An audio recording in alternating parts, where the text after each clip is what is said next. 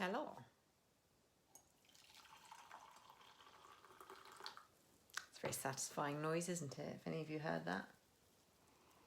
Ooh, this is new. This is new tea. Oh my God. Again, when you forget that you're not actually just chatting to a friend and you are on a live stream, but it's basically the same thing. And then I upload these to YouTube afterwards and I'm like, So hello to anyone watching on YouTube. Do say hello if you are watching live or on the replay. Hi Eva. Nice to see you, doll. Yeah, I bought new tea bags. This is how exciting my life is. I bought some new tea bags. We're going to get to the point soon, but I just want to make sure that anyone who wants to join us live gets an opportunity first. Yes, new tea bags. Very excited. Peppermint. They smell very pepperminty. It's a nice dark colour, which makes me think that it's nicely brewed. Oh, God, my life is so rock and roll. I mean, you know when you've done maybe one too many gut cleanses when you get excited about like a new herbal tea bag. It's my life, what can I say? I'm happy.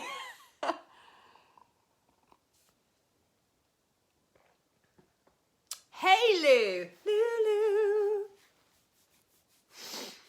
Okay, so Lou will be able to attest to this being some of the most annoying advice that I give to my clients. And I've been playing with it a lot myself recently, which is why I'm bringing it to you today. One of my favorite journal prompts, whenever I'm feeling ungrounded, unconnected, out of touch, like disconnected from purpose or the next level vision. Oh, actually, no, not sit with it, but that is also very good. I guess this is more of a journal prompt that I would give people when they are, I'll give the example of my life right now. So I've very much been, as I've said before, just allowing things to melt away, allowing things to dissolve, because I feel moving into 2021, there's going to be this real clean slate energy. And I can feel, I already have the name of the program, I have the image of the program, I have so much stuff for a sales page already written, but there's just something in me holding me back from actually launching this offering. And whenever I feel into it and I feel into my yes and no, I'm like, right, am I ready to launch this yet? And it's like, no. I'm like, and I can feel myself getting a bit frustrated and thinking like, oh, well, you know, what do I need to do in order to be ready to launch this program? And it's just like, beep, there's just nothing, right? It's just like, you'll be ready when you're ready. And I'm like, not good enough. I need to be ready now. And so I can get very frustrated when I don't have like the answer right now. And this is why I'm so good at helping people to be patient, if you like patient, quote unquote. Why I'm so good at reminding people to just sit with it, just be with it, just allow yourself to feel it. And when I did that yesterday, when I actually sat with it, I almost felt like there was this this little kid like tugging at my arm with this panicky energy, like, we have to make something, have to make something, have to make something. And I was like, oh, okay, yeah, we should make something. And I could feel that the energy was coming from like here, like kind of just above the solar plexus into the heart, kind of lung chest area. It was like this. And when I allowed myself to put my feet on the floor, drop into my body and actually ground myself, it was like, why are you panicking? That's scarcity. That's coming from believing that I'm going to run out of time, or I'm going to run out of energy, or run out of money, or whatever. Like, it's total scarcity energy when we get into that place of, but I have to do it now. I have to create. I must be doing. I must be achieving. I must be smashing the goals. And it's like this new energy of the goals will get smashed. The things will happen. The creativity will always be there. But that doesn't mean that it has to be channeled into my business, into an offering right now. And at the beginning of this year, in fact, probably about a quarter of the way through the year, I started to feel this real sense of disconnection from my business, And when I started to inquire into that disconnection, it was very much because my business was like, dude, give me a fucking break. I am not your everything. It was almost like I was being this needy, codependent, like, life partner. And so I was going to pick my dog up because he's like, if you can hear him going tiki tiki tiki tiki tiki tiki tiki tiki all around the base of this tripod, it's because he wants to get on the couch with me, and he's giving me like cute sausage eyes. So I'm just going to pick him up to stop him trotting so I can focus. Come here, you Sausalito. Oh, come on then. If you want to come up. This is how we roll. Say hello to the people. Hello. Oh my God. You're so beautiful. Right, get under the blanket. Under the blanket and chill the fuck out. There you go. Oh, contented. That's the sound of a contented sausage right there. Oh. So, yes, anyway, coming back. Hey, Hafida. Nice to have you on live. Beaut. What time is it for you? Oh my God, it must be getting on there in Oz. So, when I actually sat and I felt into it and I realised it was scarcity, and actually, as I said, the first quarter of this year, I began to understand that I'd become like this needy, codependent person on my business. I was like, oh, it's only 6 p.m. Well, that's not too bad. Good evening. I started to feel this feeling of like everything I wanted from my life was coming through my business. Think about what was happening at the beginning of this year. We were in our first lockdown here in Jersey. And so I couldn't go to the gym. I couldn't see my friends. I couldn't see my family. Couldn't go out exercising for more than 1 hour a day. So like the dog got, half an hour walks and that's it. Oh, yo, Steph, sup? So yeah, there were all of these external factors that were kind of meaning that my physical world got very small, which has happened to a lot of us this year, right? And so I began very much my only creative outlet or source of any joy outside of my relationship. And my boyfriend was still actually able to work because he's essential, works at the airport. So my world felt like it got very small, and without knowing, I had kind of been like sucking the life out of my business. I'd been using it as a source of all creativity, a source of everything. So it was like when I actually fell into the business, it was like, fuck, give me a fucking break. Like, I want to support you, but you need to let me fucking breathe. And it was almost like this smothered, like I'd almost smothered the business, like, come on, baby, grow, come on, we can do this. Which is so bizarre because I didn't realize I was doing it until I actually dropped into my body and allowed myself to feel the business. So once I realized that, like a lot of this year has really been about me only creating what I really want to create. And actually the only things I've created, I think, have been like radiance. I did a witch wound activation healing, and I ran 2 rounds of the business coven that were different, and I've been doing spiral in the background as well. So I haven't, by my standards, I haven't created a lot of offerings this year. Normally it would be back to back to back, and that would feel really good, and I'd just be like flow, creating all the things. And this year I've just felt like a real slowing down and a coming into what's actually in full integrity for me to create and put out into the world right now. And I was having a conversation today with a lady who's in a mastermind that I'm in as well. We were having a little chat, and I was saying to her, it feels a bit scary because of the amount of things I'm letting go. And, I still have my financial targets that I want to hit. I still have this desire to be creative, but I'm not ready to launch this offering yet. I'm not ready to launch this program. And it feels so weird to me to be in this position of actually allowing something to almost like gestate before I bring it to life. Excuse me, just the energy moving as usual. And I had previously, if I'd been in this place, I would have seen myself as a failure, or because I'm very much someone who I've identified, and I know certainly my business pals identify with me as being somebody who's like, go, really good at just making shit happen, bringing stuff to life, just like leaping on that whim of inspiration, and then the money comes and it's like, woohoo. And that's been the paradigm in which I've existed for such a long time, that this shift into this new way of being has felt quite jarring at times. but there's a deeper knowingness in me that continues to tell me to be still, to rest, to sit in silence, to spend time alone, to spend time in nature and just be with myself. And what I've noticed is, I think I shared this on live stream the other day, I've got very clear on what my no feels like. And that's a big thing for me. The next step I'm feeling is getting very clear on what a yes feels like to me. And then that feels like a bit of a turning point. Once I'm actually fully able to just know what my yes and no are, I think that's really going to help me move. Like suddenly I'll be in momentum again. And we put so much, well, I know I certainly do, I put so much weight into the achievement of physical results, whether it's the way my body looks or whether it's the money in my bank account or how much I'm creating. And it can be difficult for people like us who are very, who are achievers. We are high achievers. Even though I'm like pretty fucking laid back, let's be honest, in terms of what I do on a daily basis. When I want to move and I want to move fast and I want it done yesterday, and let's go, why the fuck hasn't it already happened yet? And so this is, again, as Lou pointed out, why I continually bring my clients back to just sitting with the feeling.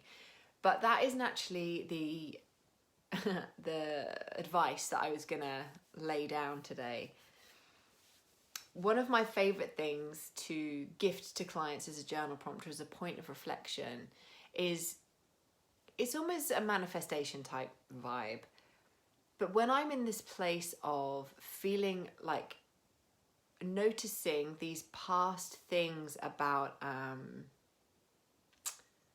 like these past awarenesses of where I've allowed myself to like jump more quickly than I was ready. So there have been many, many times where I have made decisions before I was ready.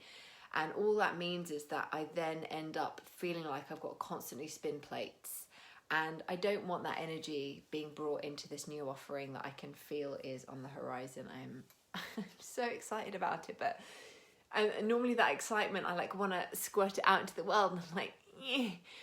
But when I'm in this place of knowing that that's coming from a place of scarcity, that like want to push it out there is coming from this side, but I need to stay relevant, I need to prove that I've still got ideas, I need to prove I'm still me, and all those like scarcity fear places.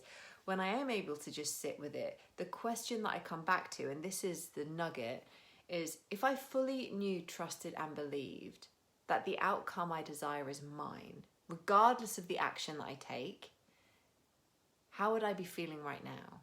How would I be showing up for myself right now? What would I be doing right now? And when I actually I can immediately feel myself drop back into my body. If I fully knew, trusted and believed that ...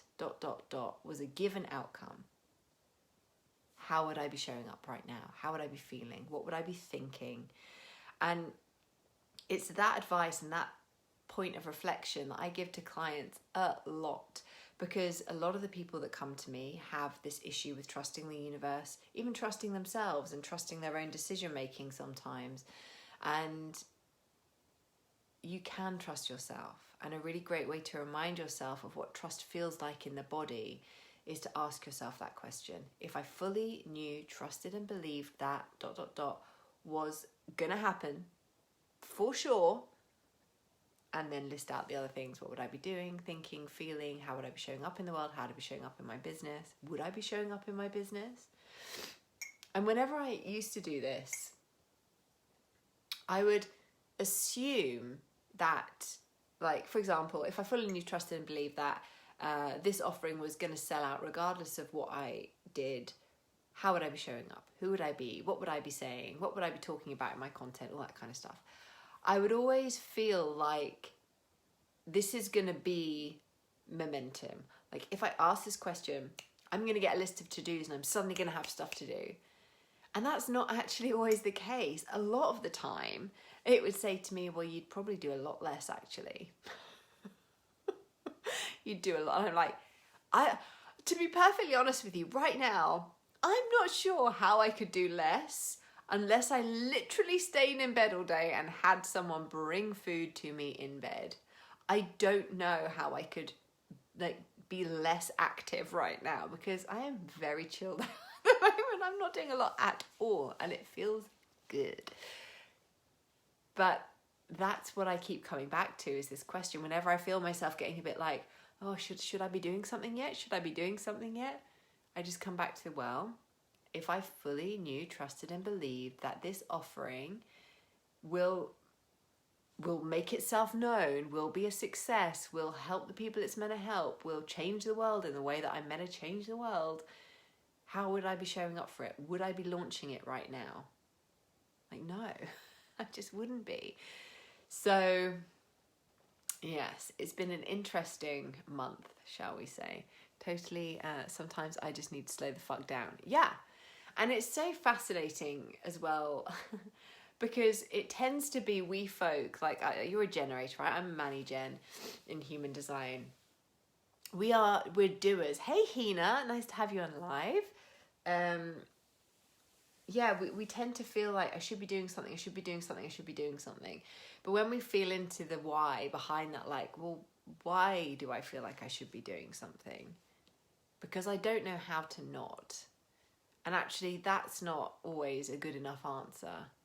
You know, if the only reason that you keep doing and just grinding away, it's like the way that I'm just looking at my bookshelves right now in the corner, and I'm thinking, it feels a bit like, my life feels a little bit like at the moment, I'm looking at these bookshelves and I'm thinking, well, I could just like try and reorder everything, keeping it on the shelves. Or I could take everything off, wipe the shelves down, look at what I've got, get rid of what I no longer need, and put back only what really resonates. Yeah? So fucking simple. I know Marie Kondo would be, you know, giving me a round of applause and saying, yeah, bitch, the world knows this already, catch the fuck up. But when I look at it like that, when I look at it practically and actually look at my bookshelves right now, I've spent pretty much my entire life just rejigging the bookshelf. You know? And then you do something like the spiral and you take all the books off and you look at them all and you go, fuck, there's a lot of books here. I don't need all these. So I've got better through doing these processes, these like emotional and spiritual processes. I've got better at releasing emotional baggage.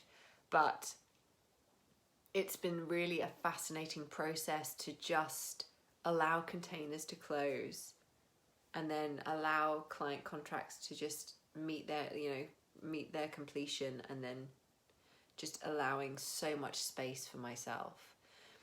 And what I have realized as well is that I actually don't really need a lot in my life. I love to have the gym, which I don't have at the moment because they've closed them, but don't get me started on that. Don't get me started, all right? It's too late, I've started. No, I'm cutting that off right there.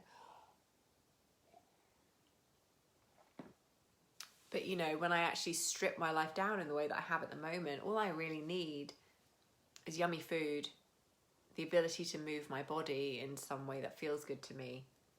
I would love to have gyms. That would be great. And Netflix and tea. Oh, and coffee. Yeah, that's really all I actually need. Let's not forget snuggly sausage here. But I don't actually need a huge amount of input. And the more I learn about human design, which I'm kind of diving into at the moment, the more I'm understanding that with the certain undefined centers that I have in my graph, my body graph, the less input from external sources that I have, the better. The less content I consume from other people, the better. The less, in a way, the less I have conversation. And this is another piece of advice I give my clients all the time when they say to me, I spoke to my family or I spoke to my boyfriend about making this investment or doing this thing in my business. And they were like, oh, what do you want to do that for? You're doing so well. Why would you go down that path? Why would you change what you're doing? And I'm like, is this person an entrepreneur? Is this person someone who has succeeded in doing what you desire to do, and they are just absolutely killing it? And not just have they succeeded in doing what you want to do, but they've done it in a way that really feels good to you. Like the way their journey there was like, oh man, if I could map that journey out and follow it step by step, I would say hell yes to that. If they are not that person, why the fuck are you taking their advice? But also just get really good in particularly in the beginning stages of running a business, when you're like building your confidence, or if you're changing and pivoting in direction of what you're offering. You don't actually have to tell anyone what you're doing. You can just do it. This is something that I've really taken on board the last couple of years. Is I was very much someone who'd be like telling people about my ideas because I thought I was just telling them because I was excited, but actually there was like a shadow, which was me telling people what I was going to do because I wanted somebody to reflect back to me that it was a good idea, or like get on board with my idea so that I could fully get behind it myself. And now I just don't actually need to do that because I trust myself enough to know that if the idea has come through me and it feels really good, then it's the right thing. My boyfriend hasn't got a fucking clue what offerings I'm running or not running, or how much money I'm making or not making, or what. Like he knows I'm doing well and I can pay for the shit I need to pay for around the house, and that's all he really cares about. Because I learned very early on that when I took things to him, they would sound like crazy risks to him, whereas to me it's just like, well, of course I'm going to invest 60 grand in a mentor, or 20k in this mastermind, or what. Like, of course I'm going to do that. And I would mention it to him and he'd be like, Noli, is that really a good idea? And it would be like, oh, now I'm questioning myself. I didn't need to question myself because my decisions were always right. So just remember that when you feel that need, if it's not someone that you're paying for advice, or someone who you really respect because they've done the thing and they're going to be supportive of you finding your own path, just stop asking people who don't know anything about what your life, what you see for yourself. If they don't understand what you see for yourself, and they don't understand that you're creating that for yourself, and sometimes it's going to look fucking crazy to anyone outside of yourself, like mad investments or crazy pivots in direction, completely changing your art style, whatever it is, you know, if you feel that it's aligned for you, trust that instinct. And part of what's been happening for me with this like stripping away and really like cleaning the slate of what I'm offering at the moment is because whilst I'm still holding the frequency of any of my past containers, it feels almost impossible actually for my energy to fully upgrade to where it needs to be in order to deliver this offering that I know is coming through in the beginning of next year. So yeah, just don't question. Or if you do question, keep coming back to the knowing that you know what you need better than anybody else. And when you seek feedback from somebody, just be mindful of where you're seeking that feedback, from whom, and why. Yeah? If you're working with somebody like me and I'm like your mentor, your coach, or whatever you want to call me, your guide into the spiritual realm of business. If you're working with me and you're a client of mine and you come to me and say, oh, I've got this crazy idea, but I don't know if it's right, I'm only ever going to guide you back to your own truth. I might say to you, fuck yeah, that sounds amazing. But it's very rare that I'll say to a client, no, definitely don't do that. You know, I might ask them some questions around it, but ultimately it's always because I want everyone in my containers and everyone I work with to understand that they are a sovereign being and only they can truly make the decision. I'm not responsible for you having to then implement that decision. You know, you've got to do that on your own. So I'm sure as shit not going to make the decision for you because that would be fucked up. Yeah. So it's really working with somebody like me is more about finding the trust in yourself and the belief in what you see for yourself and knowing that you're strong enough to bring it to life. And I'm really just there to kind of like support you along the way. That's, to me, you know, that's my role, is to help you clear the shit out of the way to seeing, feeling and hearing your truth, and then fully embodying that and actioning that in the world. Anyway, that's my rant for the day. I hope it was helpful. Lou, so true. Yes, glad you resonate. And also you, Eva, lovely. I'm glad to know. If you're watching this on the replay, obviously, I hope you've been commenting along. if you are watching live or on the replay, I would love to know, what is your main takeaway from this? What are you going to implement right now from this live stream that you're like, fuck yep, that really struck a chord with me and I can see something more clearly now. I always like to know what impact this and my inane ramblings have had on you. I'm going to go and blow my nose because I'm starting to get a bit snotty. Welcome to Snotsville. Have an amazing rest of the day, and I'm sure I will catch up with you all later on this week. Bye.